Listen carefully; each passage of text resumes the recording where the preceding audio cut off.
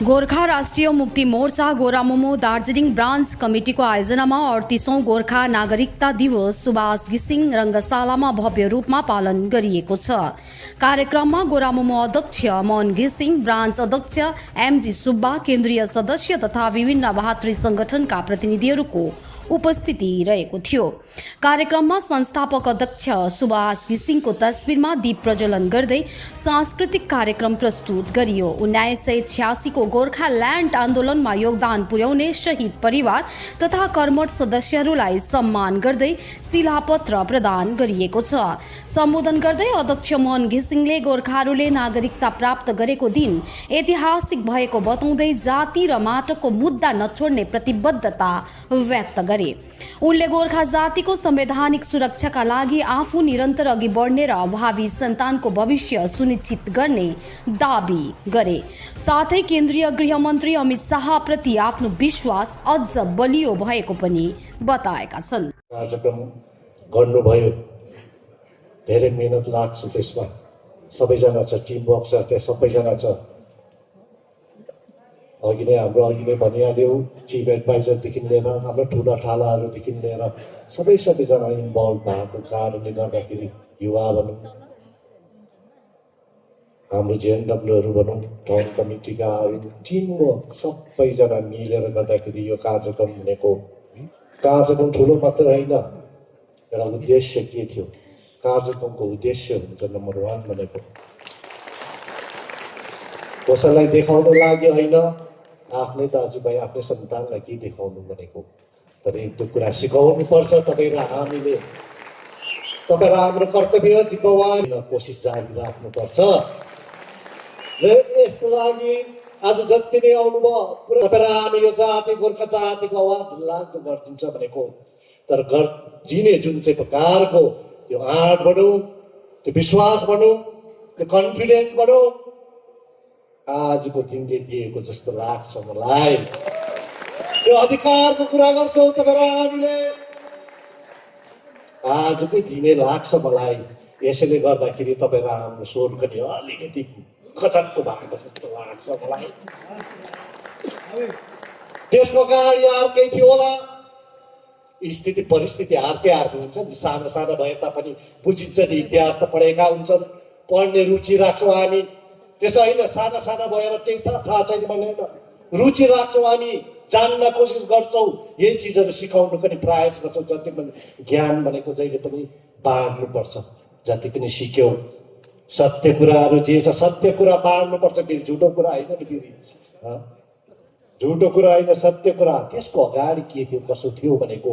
तर पछाडि गएर जुन चाहिँ आजको दिन भनेको भारतको नागरिकता, इन्डियन सिटिजनसिप, भारतीय गोर्खाहरूले पाएको, तपाईँ र हामीले पाएको यो दिन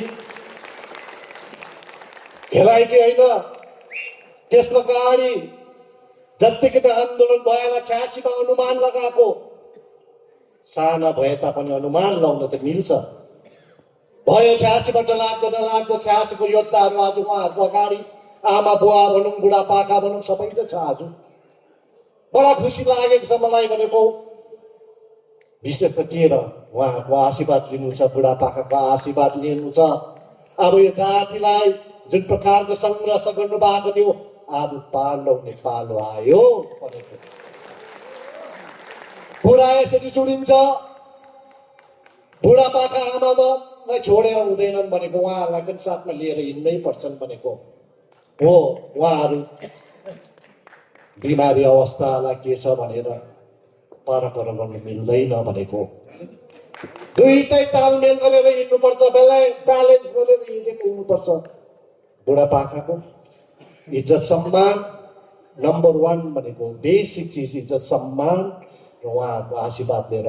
त्यही कारण त मैले यो अपनाउँदाखेरि तपाईँ र हामी यो जाति अहिलेसम्म यो मोडमा आइपुग्यो भनेको बातमा बताउँदै जान्छु म। र यसले गर्दाखेरि आज जति पनि भेला हुनुभयो, दार्जिलिङ, खरसाङ, तल तराई पाखाबाट पनि आएको, अघि भेटघाट भयो, मिरिकबाट आयो, खरसाङका दाजुभाइहरू ठुला ठालाहरू पनि भेटे।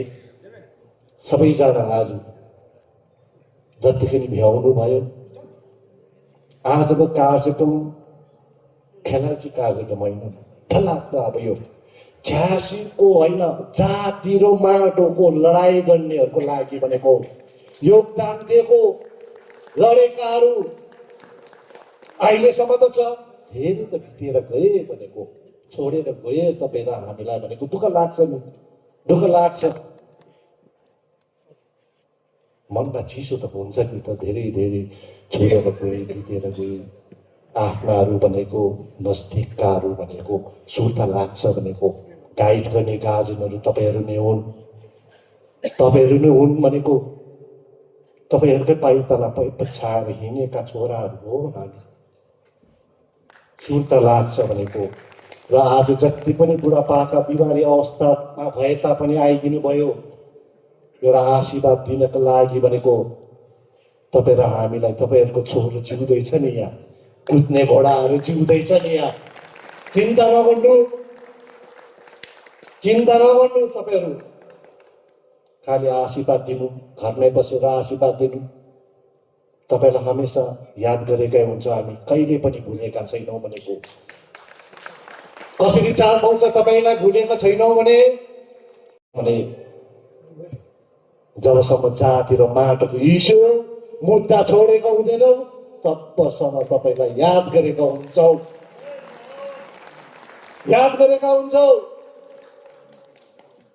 जब जाति र माटोको मुद्दा छोड्यो भने बुझ्नुहोस् तपाईँहरूलाई पनि हामीले भुलेछ भन्नु भनेको त्यो प्रकारको गहिराई छ यसमा सो आजको कार्यक्रममा राम्रो राम्रो कुराहरू राखे धेरैले राम्रोसँग हाम्रो प्रहरी दाजुले पनि जोसले मजाले चर्काएको छ आज त्यसको लागि पनि धन्यवाद खतरा छ यहाँ बोल्ने आजको एकदमै कार्यक्रम लामो भएको त छाटकाट गरेको होला भनेको साह्रो पर्यो होला छाटकाट गर्नुपर्ने र विशेष आजको उद्देश्य भन्छ आजको यो कार्यक्रमको उद्देश्य भनेको अघि नै मैले बताएँ सिकाउनुपर्छ भनेको बुढापाका आमा बाबाको आशीर्वाद लिनु जरुरी छ नभएको तपाईँको काम अधुरो नै रहन्छ तपाईँले चिताको मनोकामना गरेका चिजहरू पुरा हुँदैनन् यो सिकाउनु छ भनेको एक्लै हिँडेर भएन सबलाई साथ लिएर हिँड्नुपर्छ भनेको अन्त मात्रै तपाईँ र हामीले सोचेका चिजहरू भनेको पुरा हुन्छ यो बेसिक लाइन हो यो तपाईँ र हाम्रो यो सिकाउँदै जानुपर्छ संस्कार सिकाउँदै जानुपर्छ नम्बर 1 ठुला कुरा त सबैले गर्नु सक्छ नला भनेको संस्कार डिसिप्लिन यही चिजहरू अगाडि लान्छ ठुलो भट्टाउनु सजिलो तर बेसिक चिजै तिमीले जानेको छैन भने तिमी अगाडि बढ्नु गाह्रो पर्छ तिमीलाई सो बेसिक चिज के हो भने संस्कार डिसिप्लिन र अर्को अझै इम्पोर्टेन्ट कुरा आफूले भट्टाउँदै आएको मलाई रात दिन कान खाने चिज चाहिँ के हो हेल्थ ठिक राख्नु भन्ने कुरा हो भनेको हेल्थै ठिक छैन भने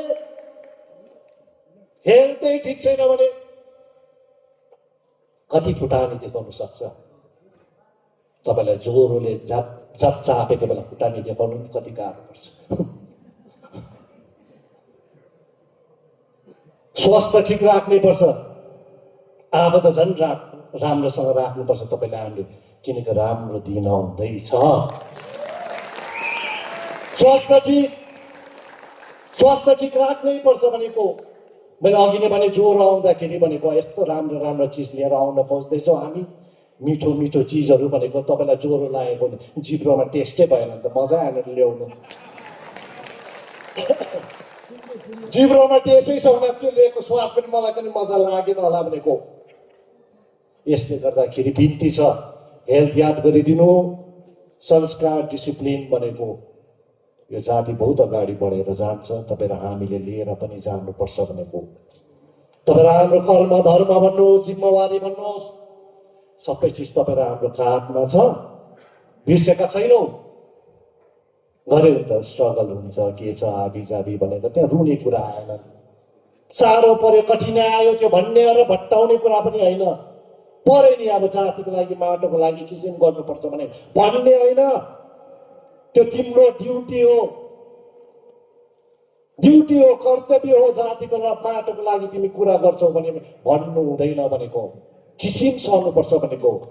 यहाँ त जान पनि त गुमाइसक्यो, जान गुमाएर गइसक्यो। यहाँ शहीदको परिवारहरू छन्, सबै छन् त, छोएको छन् त। हामी त देखाउँथे राजनीति गर्दैनौँ त यहाँ।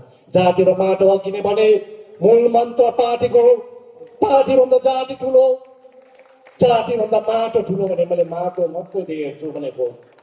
माटो मात्रै देखेको छु, सिकाउने तपाईँहरू नै हो, बाटो देखाउने तपाईँहरू नै हो। माटो मात्रै देखेको छु भनेको। अन्त यसले गर्दाखेरि काहीँ पनि गल्ती भएर जाँदैन भनेको। टिचरहरू त तपाईँहरू हो, तपाईँहरूको कन्फिडेन्समा त अगाडि बढेको म। कहीँ गएर भुल हुन्छ, हुनै सक्दैन भनेको।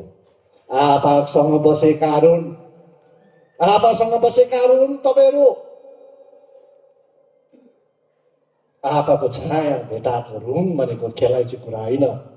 यसले गर्दाखेरि इज्जत सम्मान त आफ्नो जग्गा छ भनेको, त्यो त मलाई सिकाउनु पनि पर्दैन भनेको। तर यो समयमा तपाईँहरूको आशीर्वाद चाहिँ एकदमै इम्पोर्टेन्ट भएर जान्छ। यसैले गर्दा आज दार्जिलिङ ब्रान्चले जुन चाहिँ प्रकारको एउटा विचारधारणा गरेर यो कार्यक्रम राख्यो, त्यही म भन्न चाहन्छु भनेको। आज त साउन्ड सिस्टम पनि निकै कडा गरेर ठुलो बोले जस्तो लाग्दैछ। साउन्ड सिस्टम अलिकति हेभी लगाएको जस्तो रहेछ।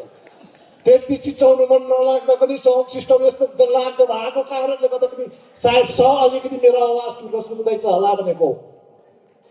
त्यति जोडको पनि कराएको छैन। जोडको आदि यहाँबाट करायो भने कसको कान फाट्छ त्यहाँ जान्छ। तर आजको दिन खुसीको दिन, आफ्नो आफ्नो समय हुन्छ भनेको। आजको दिन खुसीको दिन हो। तपाईँ र हामीले पुर्खाहरूले, तपाईँहरूले भनेको आजको दिन तपाईँहरू नभए यो दिन देख्न थिएन, तपाईँहरू नभए यो दिनै देख्न थिएन भनेको।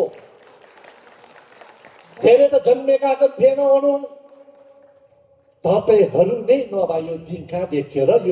यो जब यो स्टेजमा आएर गोर्खा रङ्गमञ्चमा उभिएर यो ठुला ठुला कुरा गरेको त्यो कहाँ पाउँथ्यो र मैले? तपाईँहरूले गर्दाखेरि योसम्म ल्याएको, जतिसम्म ल्याइ पुऱ्यायो, कर्म धर्म तपाईँको जिम्मेवारी। अब तपाईँहरूको छोरोको ड्युटी हो भनेको त्यहाँदेखि पर सार्ने। कहाँसम्म पर सार्छु हेर्दै जानु। अब दार्जिलिङको भाग्य फुट्यो, फुटायो। 20-25 वर्ष भनेको खेलाइची कुरा होइन। 20-25 वर्ष भनेको त्यसै गएको।